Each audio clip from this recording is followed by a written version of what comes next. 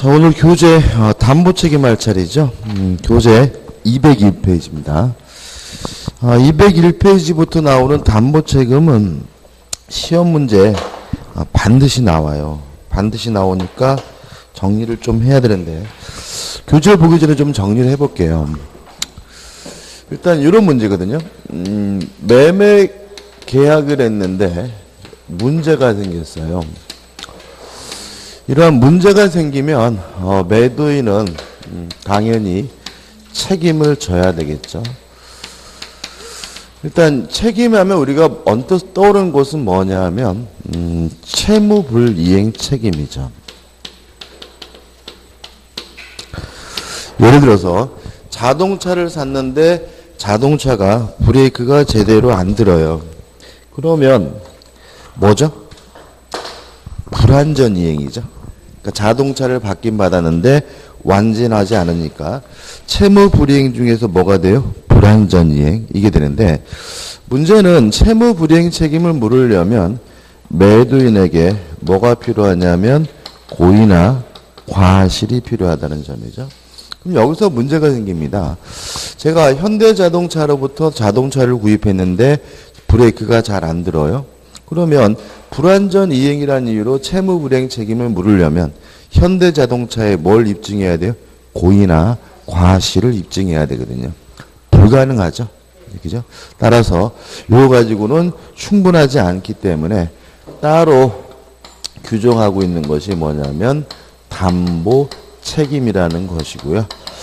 담보 책임의 가장 주된 특징은 매도인에게 아무런 고의도 과실도 요구하지 않는 뭐죠? 무과실 책임이라는 점입니다.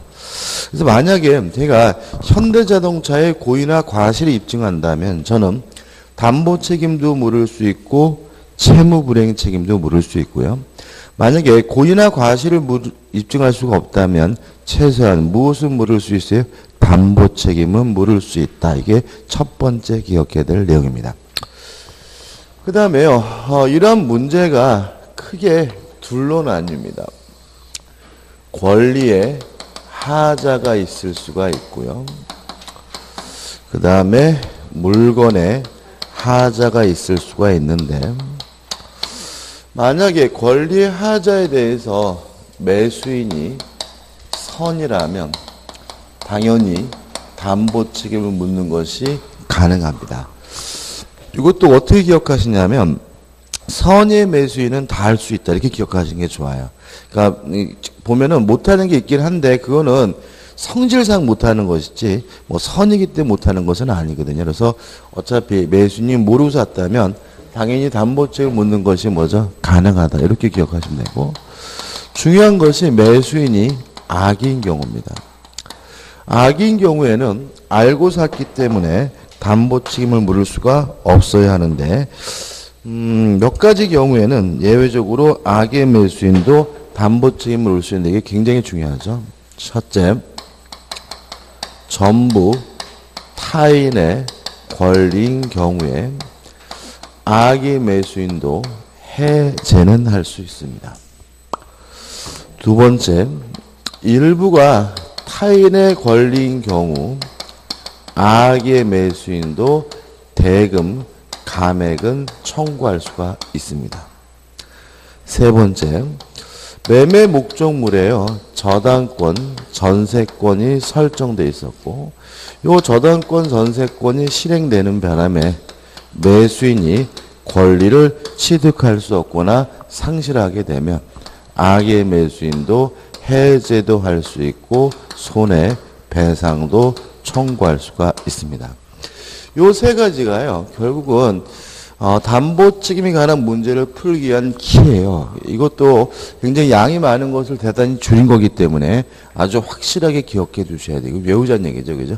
전부 타인의 권리인 경우에 해제, 일부 타인의 권리인 경우에 대금 감액 청구, 저당권 전세권의 실행으로 권리를 취득할 수 없게 된 경우에 해제와 손해배상은 누구도 악의 매수인도 할 수 있다. 꼭 기억해 두셔야 되겠죠. 그 다음에 물건의 하자에 대해서는 매수인이 선이고 무과실이어야 돼요.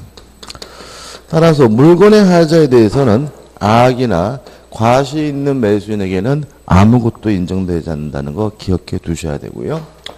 그 다음에 행사기간, 제척기간에 제한이 있습니다. 일단 권리의 하자에 대해서는 1년이고 물건의 하자에 대해서는 6개월이고요.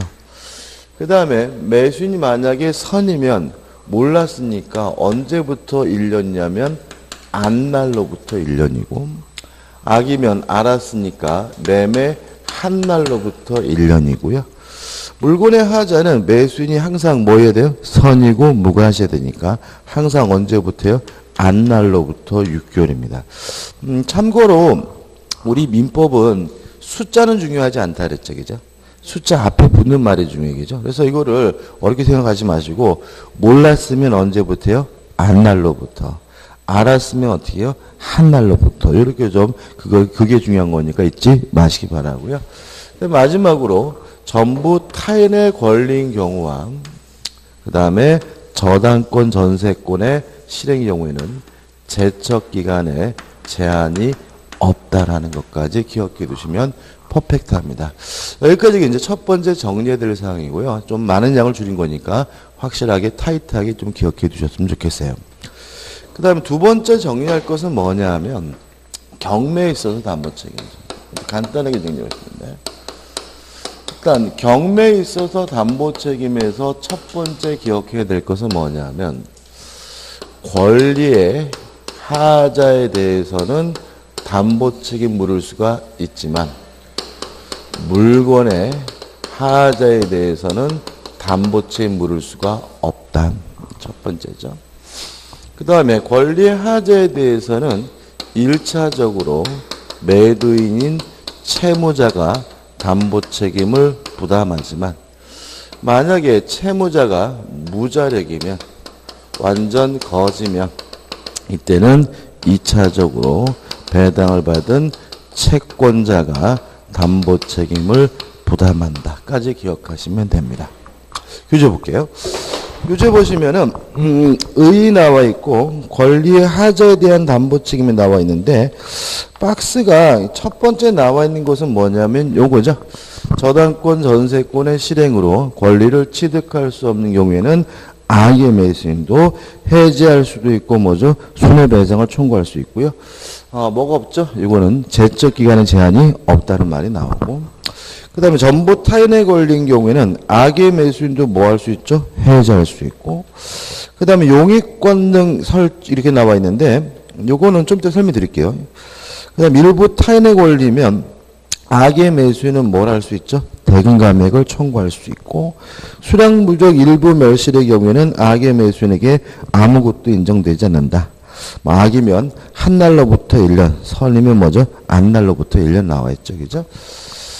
아무튼 같은 내용이긴 한데 아무튼 편리한 거 좀 기억해 두셨으면 좋겠고 여기서 좀 생각해 볼 것은 뭐냐면 넘기셔가지고 몇 페이지냐면 202페이지입니다. 하단에 4번 제한물권 용익권능이 있는 경우에 담보책임 575조를 한번 볼까요? 매매 목적물이 지상권, 지역권, 전세권까지는 타이틀이 맞죠? 왜요? 지상권 지금 몇 페이지? 202페이지 하단에 575페이지요. 그죠? 202페이지 하단에 575조예요. 그죠? 이랑 매매 목적물이 지상권, 지역권, 전세권 여기까지는 제한물권, 용익권 등의 제한 맞죠? 그죠? 근데 문제는 질권 또는 유치권은 담보물권이죠. 그죠? 이게 뭘 말하는 거죠? 이거는요, 용익권 등이 있는 게 아니라 매수인이 사용 수익하지 못하게 된 경우죠. 지금 여기 나와 있는 것들은 특징이 뭐예요? 이런 것들이 만약에 매매 목적물에 설정되어 있으면 매수인이 들어가서 뭐 할 수 없어요? 살 수가 없잖아요. 이거는 용익권 등이 있는 경우가 아니라 매수인이 사용 수익하지 못하게 된 경우예요. 이 항을 한번 볼까요? 이 항을 보시면 전항의 규정은 매매 목적이 된 부동산을 위하여 존재할 지역권이 없거나 있어야 될 지역권이 없대요. 그 땅 못 쓰죠. 그죠? 또 그 부동산에 등기된 임대차 계약이 있대요. 다시 말하면 대항력이 있는 임차권이 있대요. 못 들어가죠. 이거는 용익권능이 아니라 매수인이 뭐하지 못하게 됐어요? 사용할 수 없고 수익할 수 없는 경우의 내용인 거예요. 그죠? 그럼 생각해 보자고요. 한번 생각해 보죠. 자, 갑이라는 사람이 가지고 있는 A 건물에 대해서 을이 만나서 매매 계약을 했어요. 근데 A 건물에 뭐가 설정되어 있냐면 전세권이 설정되어 있다면 을은 그 집에 들어가서 살 수가 없죠. 이거는 용익권능에 의한 제한, 매수인이 사용 수익하지 못하게 된 경우지 요게 아닌 거죠. 그죠? 그죠? 동의하시죠? 그죠? 따라서 이때는 선인 경우에만 계약을 해지할 수 있고 선인 경우에만 뭐 할 수 있어요? 손해배상을 청구할 수가 있습니다. 근데 만약에 그 문제가 아니라 전세권자가 전세금을 안 준다는 이유로 경매를 하게 되면 을은 권리를 취득할 수 없고 취득했더라도 상실하겠죠? 그럼 이게 뭐가요? 요 문제가 되는 거죠. 이때는 선악불문하고 해지할 수 있고 손해배상도 뭐 할 수 있어요? 청구할 수 있다. 이렇게 되는 거죠. 무슨 말 아시겠죠? 그죠? 다시 한번요. 전세권이 설정되어 있으면 그 집에 못 들어가죠. 이거는 뭐죠? 매수인이 사용 수익하지 못하게 된 경우니까 575조에 따라서 선인 경우에만 해지할 수 있고 선인 경우에만 뭘 청구할 수 있어요? 손해배상을 청구할 수 있는 문제고요. 그 문제가 아니라 전세권자가 전세금을 안 줬다는 이유로 뭐래요? 경매를 하게 되면 매수인이 권리를 박탈당하겠죠? 그럼 이제는 뭐죠? 저당권, 전세권의 실행으로 권리를 취득하지 못한 경우니까 이때는 악의 매수인도 해지할 수 있고 손해배상도 뭐 할 수 있어요? 청구할 수 있다. 이렇게 되는 거죠. 이해되시죠? 그죠? 하나만 더 볼게요. 자, 갑이 소유하고 있는 요 A 건물에요. 을에게 팔았어요. 근데 문제는 요 A 건물에 병 앞으로 뭐가 설정되어 있냐면 저당권이 설정되어 있어요. 자, 이런 경우에는 담보책임 물을 수가 없어요. 왜냐하면 저당권이 설정되어 있다고 하더라도 을이 그 건물을 사용 수익하는 데는 아무런 지장이 없죠. 그죠? 다만 저당권자가 돈을 안 준다는 이유로 뭘 했어요? 경매를 하게 되면 이제 을은 권리를 뭐 하게 돼요? 박탈당하니까 이때는 뭐죠? 악이다 하더라도 해지할 수 있고 뭘 청구할 수 있어요? 손해배상을 청구할 수 있죠. 그래서 최근에 잘 되는 이유. 저당권이 설정되어 있다는 이유만으로 담보 책임을 물을 수 있다. X. 저당권이 설정되어 있더라도 사용 수익하는 데는 뭐죠? 아무런 지장이 없고요. 저당권이 설정되어 있다는 말이 저당권자가 뭐 했다는 말은 아니에요. 경매했다는 말은 아니란 얘기죠. 그죠? 이해되시죠? 그죠? 그래서 이거 꼭 기억해 두셔야 돼요. 그래서 우리가 왠지 아파트를 샀는데 그 아파트에 저당권이 설정되어 있으면 당연히 뭘 물을 수 있을 것 같아요? 담보 책임을 물을 수 있는 것 같지만 담보 책임 물을 수가 없다는 거 잊지 마시기 바랍니다. 이거 하나만 추가로 기억하시면 됩니다.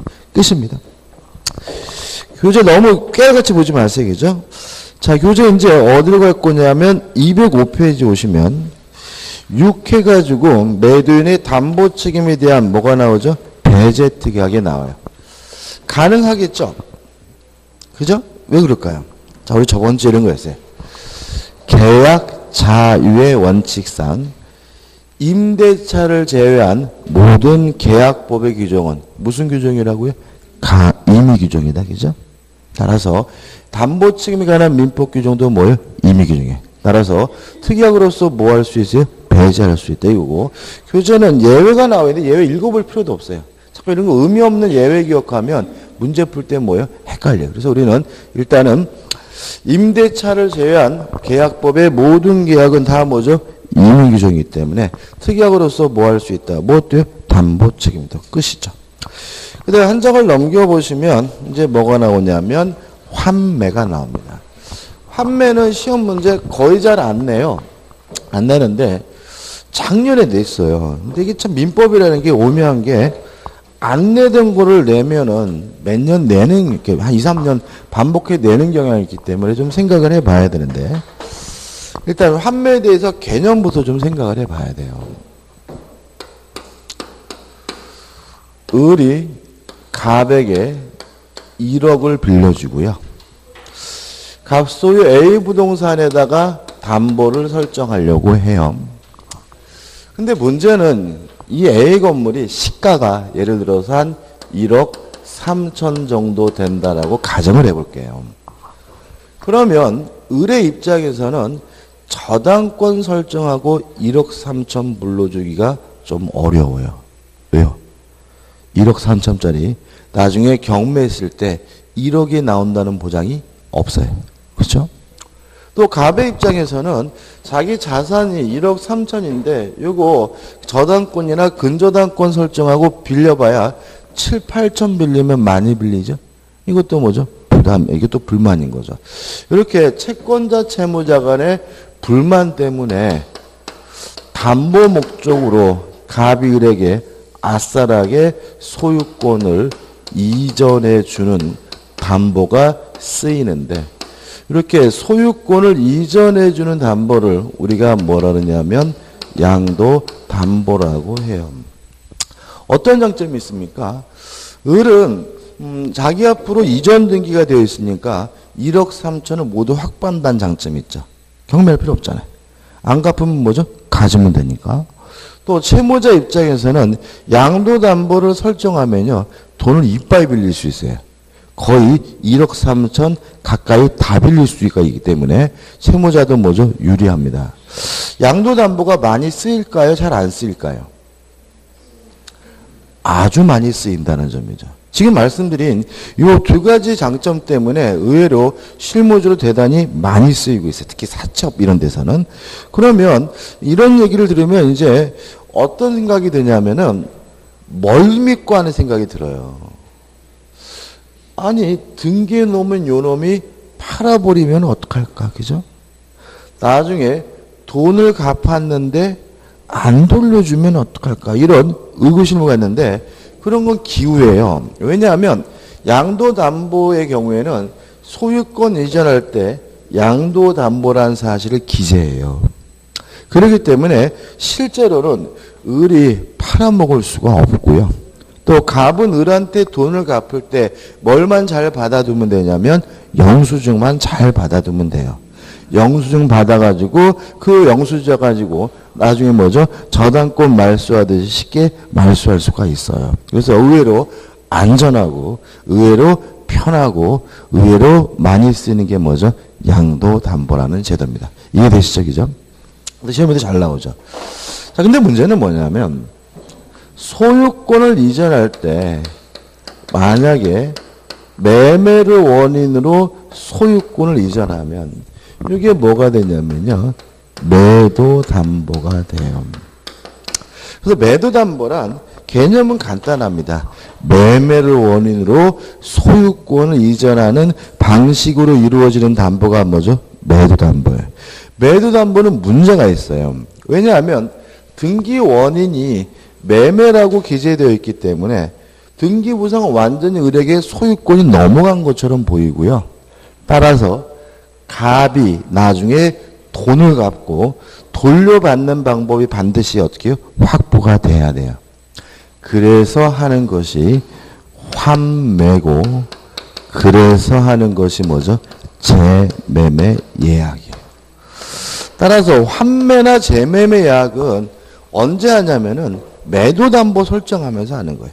매도담보 설정하면서 돈을 갚고 뭐예요? 돌려받는 방법으로 설정해 두는 것이 뭐죠? 환매, 재매매 예약이에요. 그래서 시험 지문에서 어떤 게 많이 나오면 환매는 채권 담보로서의 기능을 수행한다 그러면 뭐예요? 맞는 거예요. 환매는 무슨 담보라고요? 매도 담보니까, 그죠? 그 다음에 환매는 부동산에 대한 권리면 등기를 부기등기 방식으로 하게 되고요. 재매매 예약의 경우에는 부동산의 경우에는 가등기 방식으로 이루어지게 되는데 문제는 실제로는 환매는 안 쓰이고요. 재매매 예약만 쓰인다는 거예요. 우리가 저당권하고 근저당권 공부하죠. 주로 근저당권보다 저당권을 더 열심히 공부하죠. 그래도 실제로는 주로 근저당권이 쓰이고 뭐는 안 쓰인다고요? 저당권 안 쓰인다 그랬죠? 마찬가지예요. 이것도 환매와 재매매 예약 두 가지고 있고 환매를 열심히 공부하지만 실제로는 환매는 존재하지 않고요. 뭐만요? 재매매 예약만 쓰이고 있습니다. 그래서 환매는 한 번도 저도 본 적이 없어요. 저당권처럼. 그죠? 왜 그러냐? 환매에 문제점이 있는데 이게 키포인트인데 첫째, 환매는 동시에 해야 된다는 제한이 있어요. 일단 뭘 동시에 하냐면 계약을 동시에 해야 돼요. 매매 계약과 환매 특약을 뭐죠? 동시에 해야 되고요. 또 뭘 동시에 해야 되냐면 등기를 뭐죠? 동시에 해야 돼요. 소유권 이전 등기와 환매에 관한 부기등기 뭐죠? 동시에 됩니다. 그래서 여러분 아마 공시법 시간에 환매에 관한 부기등기 신청은 동시에 신청해야 되고 따로 신청하면 등기간이 각하한다 이렇게 배우셨을 거예요. 이에 반해서 재매매 예약은 굳이 동시에 할 필요가 없다라는 장점이 있어요. 이건 뭐 큰 단점은 아니에요. 근데 큰 단점이 뭐냐면 환매는 기간의 제한이 있어요. 기간에서 부동산의 경우에는 아무리 길어도 5년을 초과할 수가 없고요. 동산의 경우에는 아무리 길어도 3년을 초과할 수가 없고요. 가장 심각한 문제는 뭐냐면 연장이 금지되어 있다는 것이 아주 심각한 문제입니다. 생각해 보세요. 부동산을 담보하고 돈 빌렸어요. 5년이라는 기간이 길까요? 5년 동안 1억을 못 벌 수도 있잖아요. 그죠? 짧아요. 더더구나 심각한 문제는 뭐냐면 5년이 지나서 1억을 마련 못 했는데 뭘 하고 있어요? 연장을 금지하고 있으니까 이 환매부 매도담보를 설정하면은 완전히 뭐예요? 5년 동안 돈 준비 못하면 자동으로 이 건물은 뭐예요? 뺏기는 거예요. 따라서 채무자 입장에서는 환매는 아주 치명적인 문제점을 갖고 있는 거죠. 그렇지 않습니까? 준비 안 되면 어떻게 만나가지고 야 1년만 좀 연장하자. 1년 동안 돈 준비할게. 뭐 이게 돼야 되는데 환매는 뭐가요? 연장 자체가 금지되어 있기 때문에 환매는 뭐죠? 채무자가 아주 심각한 문제점을 주고 있습니다. 그래서 만약에 혹시라도 나중에 이런 일을 하게 될 때 절대로 돈 빌릴 때는 환매 특약하면 안 돼요. 왜요? 5년 동안 돈 못 마련하면 어떻게 해요? 부동산 뺏긴다라고 생각하셔야 되는 문제니까요. 이에 반해서 재매매 예약은 아무런 기간에 제한이 없다라는 장점이 있고요. 물론 이 연장도 할 수가 있고요. 그래서 채무자 입장에서 뭐가 유리합니까? 재매매 예약이 유리하기 때문에 주로 쓰이는 것이 뭐죠? 재매매 예약입니다. 여기까지만 이해하시면 되는 거예요. 그래서 교재 보시면 그러한 내용이 쭉 나와 있고 제가 설명 안 드린 게 뭐냐면은 자책 하단에 보시면 매도인의 채권자에 의한 환매권의 대위 행사가 나오는데 이거는 한 번도 시험 문제 나온 적은 없는 부분이니까 굳이 읽어볼 필요는 없을 것 같습니다. 그 다음 우측에 보시면 교환입니다. 교환에 대해서 우리 교재는 뭐 판례라고 나와 있는 거 빼고 총 몇 줄이죠? 5줄인가요? 그죠? 5줄만 나와 있지, 그죠? 왜 이렇게 교재가 교환의 내용이 작아요? 조문이 없어요, 교환이. 뭐가 있냐면은 교환에 대해서는 매매에 관한 민법 규정을 준용한다 이런 말이 나와요. 그래서 우리가 문제 풀 때 요령인데 교환이라고 나오면 매매로 바꿔서 읽는 거예요. 무슨 말 아시겠죠? 어차피 교환은 조문 자체가 없고 교환에 대해서는 매매에 관한 민법 규정이 그대로 뭐예요? 준용하니까 교환으로 읽으면 왠지 막 까다롭고 어려운 것처럼 느껴지기 때문에 뭐로 바꿔서요? 매매로 바꿔서 읽어보면 된다. 끝이죠. 그 다음 넘겨보시면 208페이지에 뭐가 나오죠? 임대차가 나옵니다. 일단 의의를 보는데 물건의 이렇게 나와 있죠. 따라서 임대차의 객체는요 물건입니다. 한번 생각해 보자고요. 임대차의 객체가 물건이라는 말은 동산일 수도 있고 부동산일 수도 있다는 얘기죠. 또 부동산이면 토지일 수도 있고 건물일 수도 있고요. 건물이라면 주거용 건물, 주택일 수도 있고 업무용 건물, 상가일 수도 있고 두 가지를 제외한 나머지 기타 건물일 수도 있겠죠. 이게 적은 이유가 있는데 요 물건 중에서 주택, 주거용 건물에 관한 임대차를 특별히 보호하는 법이 뭐예요? 주택임대차보호법이죠. 업무용 건물, 상가에 관한 임대차를 특별히 보호하는 법이 뭐죠? 상가 건물 임대차죠. 두 가지를 제외한 나머지 동산과 토지와 기타 건물에 대해서는 뭐가 적용이 돼요?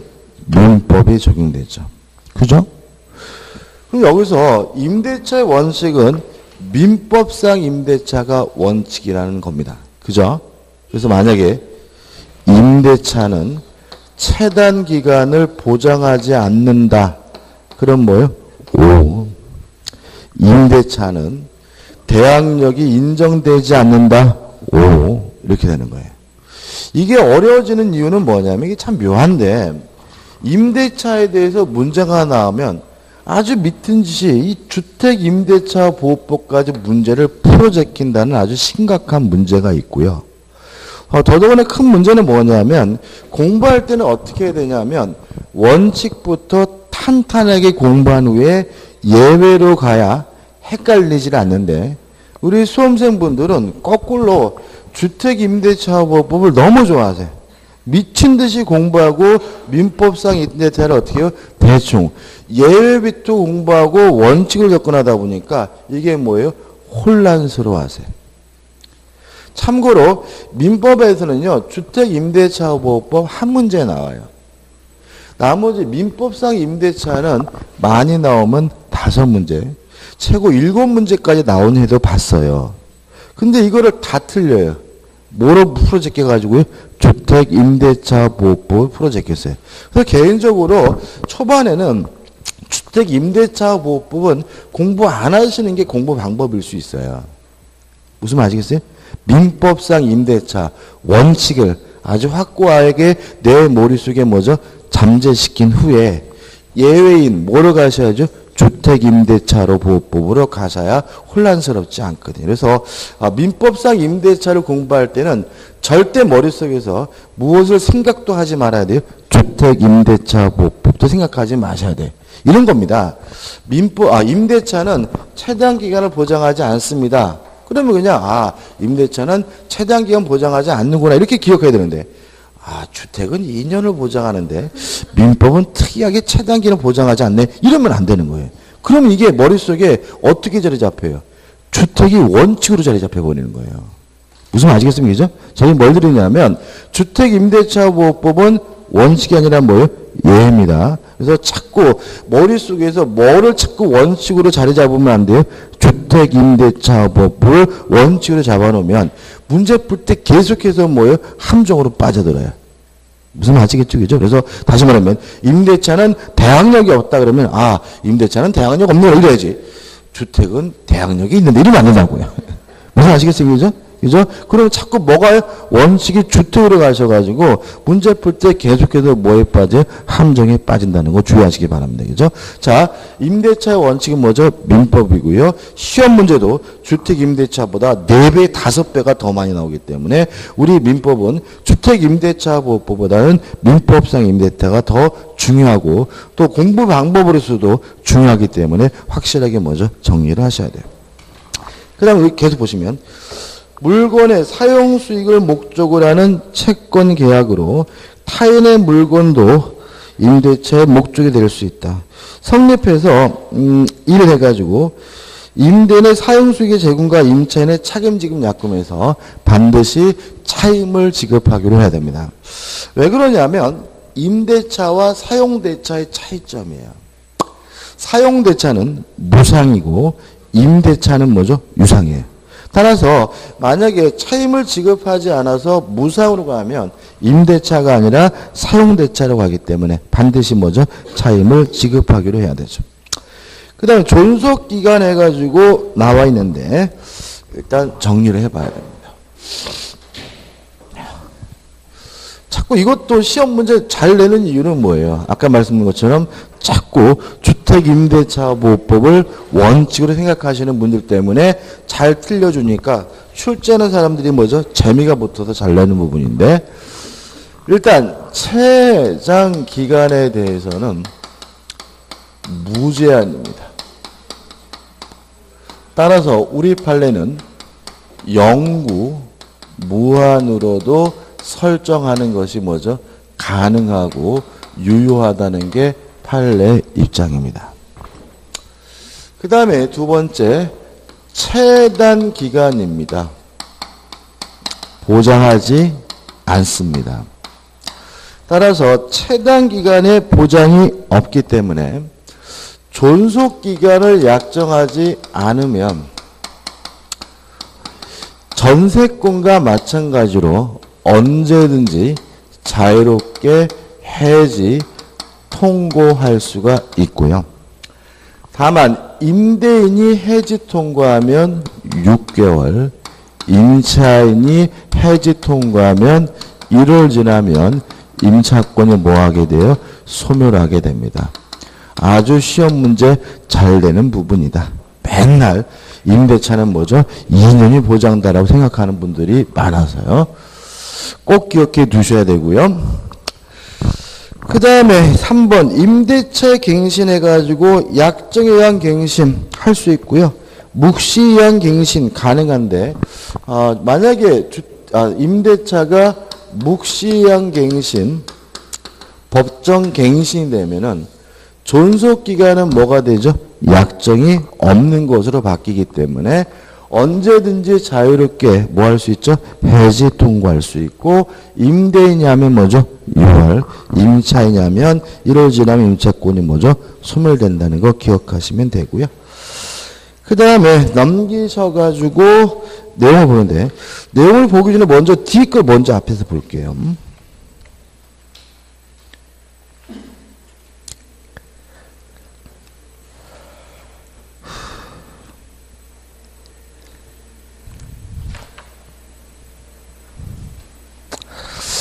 교재 없는데 여기 적어드릴게요. 중요한 거인데.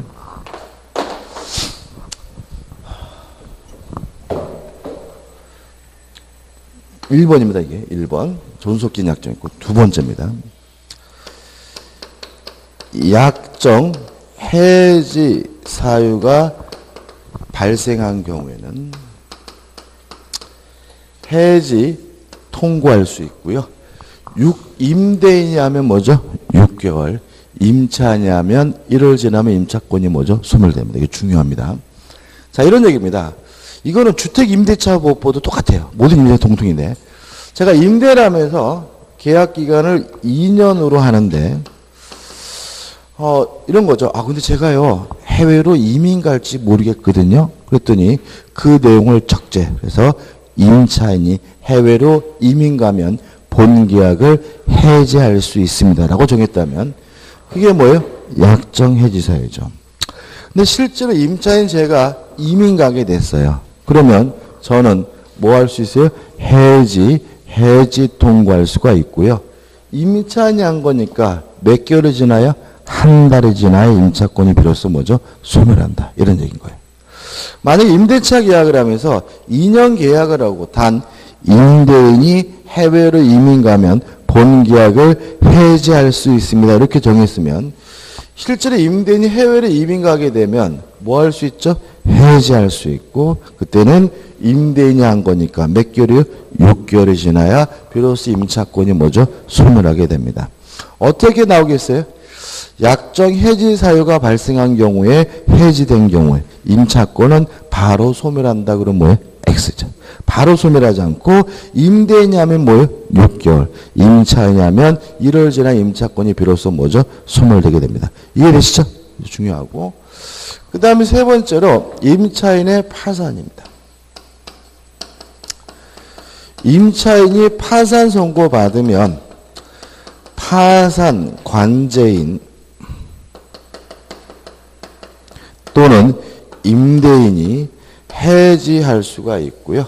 이때도 바로 소멸하는 것이 아니라 6월이 경과해야 비로소 임차권이 소멸하게 되고요. 이때는 별도로 손해배상을 청구할 수가 없습니다. 좀 무서운 얘기인데 우리가 파산이라는 거는 뭐냐면 경제적인 사용 선고예요. 뭐라고요? 경제적 사용 선고. 그래서 여러분 그런 건 우리가 대리권 소멸 사유에서 대리인이 파산 선고 받으면 대리권이 소멸되죠. 왜 그런 거예요? 죽은 거니까 경제 활동하지 말란 얘기예요. 경제적 사용 선고예요.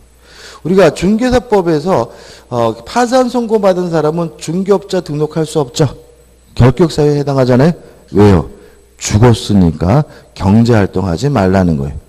다시 말하면 중개업자 등록도 하면 할 수 없는 거고 실제로 선거에 나갈 수 없어요. 공무단임권도 없고 뭐 공무원 시험에 합격하더라도 공무원에 임용될 수도 없습니다. 왜냐하면 파산 선고는 경제적 사용 선고이기 때문에 파산 선고 받은 사람은 경제 활동하는 것이 뭐가 돼요? 금지가 됩니다. 마찬가지로 파산 선고 받은 사람은 집이 필요 없어요. 따라서 임대차 계약을 뭐합니까? 해지합니다. 특히 파산 선고 받은 사람은 사형 선고 받은 거기 때문에 그 사람이 가지고 있는 모든 재산을 털털 털어가지고 뭘 해야 돼요? 빚을 갚아야 돼요. 따라서 임차 보증금도 빼야 돼요. 무슨 말 아시겠죠? 그죠? 따라서 임차인이 파산하게 되면 파산 관제인이나 임대인이 뭘 하게 돼요? 해지하게 되고 그때는 임대인 측에서 한 거니까 바로 소멸되는 것은 아니고 몇 개월이요? 6개월 지나 비로소 뭐가 돼요? 소멸되게 되고요. 그러니까 실제로 이렇게 보면은 뭐 파산 해가지고 이렇게 막 하나 꼬시는 거 있죠, 그죠? 함부로 할 문제는 아니다, 그죠? 왜냐면 우리나라는 법적으로 대단히 뭐죠? 가혹합니다. 그래서 뭐라 그러나 그런 거 있잖아요. 재기의 기회를 안 준다 그러나, 그죠? 그런 게 아주 우리나라 좀 심하기 때문에 조심하시 바랍니다. 아무튼 요 세 가지 꼭 기억해 두시기죠.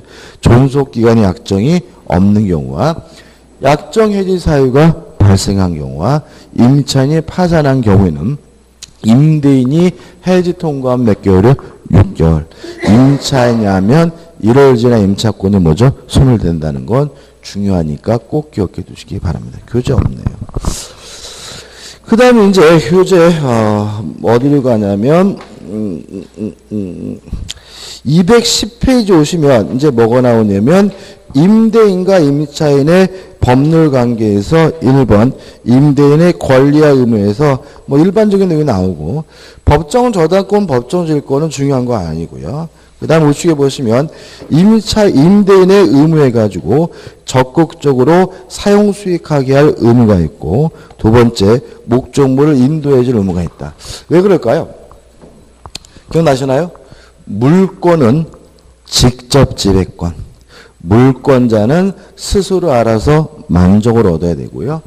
채권은 직접 지배권이 아니기 때문에 채무자가 이행을 해야 채무자가 협력을 해야 비로소 무엇을 얻습니까? 만족을 얻는다. 따라서 임차권은 물권이 아니라 뭐죠? 채권입니다. 그 말은 법 논리적으로는 임차권 자체가 만족을 주지는 못해요. 임대인이 적극적으로 해줘야 비로소 임차인에게 뭐가 생기는 거죠? 만족이.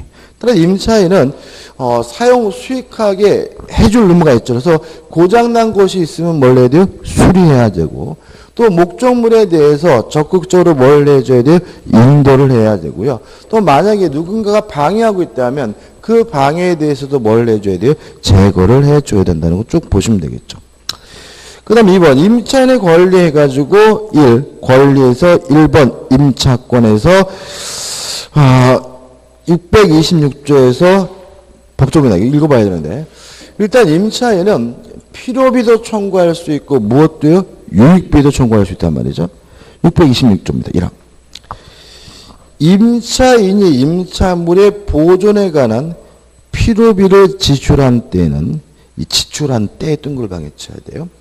자, 임차인은 필요비를 언제 청구하냐면요. 지출한 때 청구합니다. 따라서 오늘 지출했으면 오늘 바로 달라고 할 수가 있어요.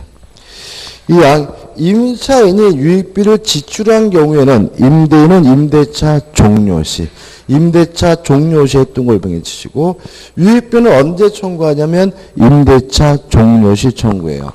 요 두 가지가 구별할 것이 뭐냐면 점유자도 필요비와 유익비 상한을 청구할 수 있는데 점유자는 언제 청구하냐면 반환 시 청구해요. 이 세 가지가 아주 헷갈립니다. 그래서 임차인은 필요비를 언제 지출할 때, 점유자는 언제요? 반환할 때. 그 다음에 임차인 유익비를 언제 청구합니까? 임대차 종료 시. 점유자는 언제 청구합니까? 반환 시 청구하니까 요 세 가지 꼭 확실하게 기억해 두셔야 되고요. 잘 내는 부분이고 끝이고. 넘기셔가지고 판례 일단 의미 없고 하단에 보시면 3번 토지 임차인의 계약갱신 청구권과 지상물 매수 청구권이 나오고요. 한 장을 넘겨보시면 214페이지에 건물 임차인의 부속물 매수 청구권이 나오고 있죠. 그죠? 이거를 한꺼번에 같이 정리할 겁니다. 교재 굉장히 장황한데요. 그렇게 장할 건 아닌데요. 간단하게 정리하면 돼요. 일단 토지 임차인에 대해서는 지상권에 관한 민법 규정이 준용이 됩니다. 따라서 지상권과 마찬가지로 존속 기간이 만료됐다는 사유로 소멸하면 한 번 더 합시다. 갱신을 청구할 수가 있고요. 그 갱신 청구에 대해서 임대인이 거부하면 임차인은 내 건물 사라 지상물 매수를 청구할 수가 있는데 이 지상물 매수 청구권은 형성권이니까 임대인이 뭐하지 못해요? 거부하지 못하고요. 강행 규정이기 때문에 특약으로서 뭐 할 수도 없어요? 배제할 수도 없다. 기억나시죠? 그죠? 똑같습니다. 똑같아요. 다만 달라지는 게 있어요. 우리 판례인데 토지 임대차의 경우에는